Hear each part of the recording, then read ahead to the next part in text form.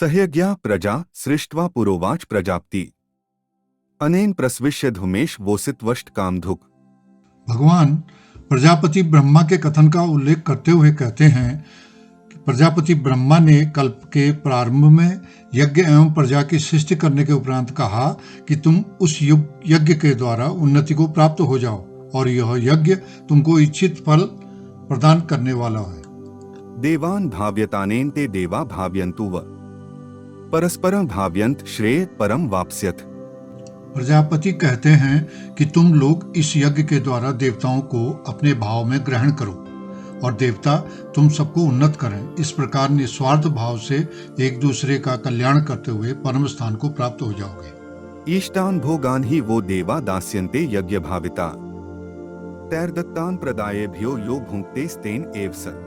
यज्ञ के द्वारा भाव में ग्रहण किए हुए देवता तुम लोगों को इच्छित भोग बिना मांगे प्रदान करते रहेंगे।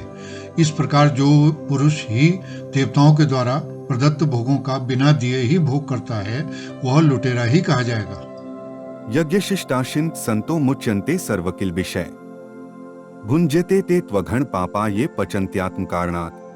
यज्ञ के पश्चात शेष रहे अन्न को ग्रहण करने वाले मनुष्य सभी पापों से मुक्त हो जाते हैं और जो मनुष्य केवल अपने शरीर पोषण के लिए ही अन्न पकाते हैं वे उस रूप में केवल पाप ही ग्रहण करते हैं। यहाँ अगले 2 श्लोकों में प्रकृति के जीवन चक्र को सुरक्षित रखने के लिए यज्ञ के महत्व को परिभाषित करते हैं, जो कि इस प्रश्न का उत्तर बतलाते हैं कि यज्ञ न करने से क्या हानि होती है।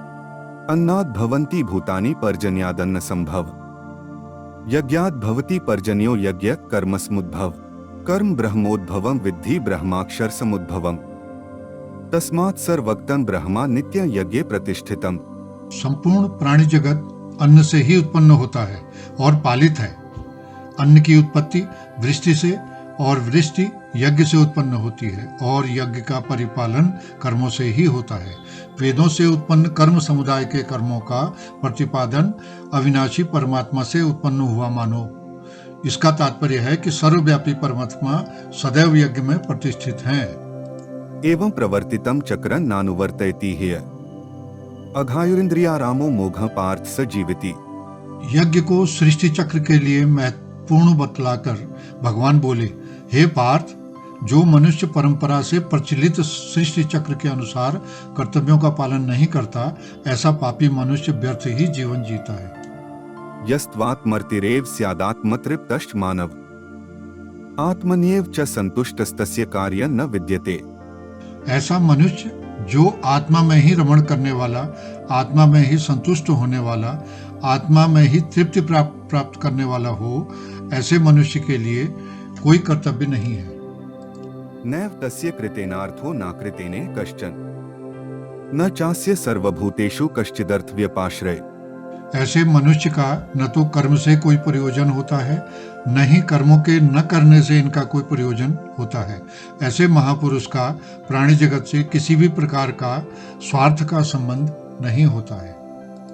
तस्मात् सक्त सक्तं कार्यं कर्म समाचर असक्तो ह्याचरण कर्म परमाप्नोति पुरुष। इस प्रकार भगवान अर्जुन को अनासक्त भाव से कर्म करने हेतु कहते हैं। इस प्रकार तू अनासक्त रहकर अपने कर्तव्य को भली भांति निभाता रहे, क्योंकि अनासक्त भाव से कर्म करने वाला मनुष्य ही परमात्मा को प्राप्त होता है। कर्मणैव हि संसिद्धिमा स्थिता जनकादय लोक संग्रह में वापि संपश्यन कर्तुमर्हसि। जनक आदि ज्ञानी जन भी आसक्ति रहित कर्म द्वारा ही परमात्मा को प्राप्त हुए हैं। अतः लोक संग्रह को देखते हुए तू कर्म करने को ही पात्र है, इसलिए तेरा कर्म करना ही उचित है।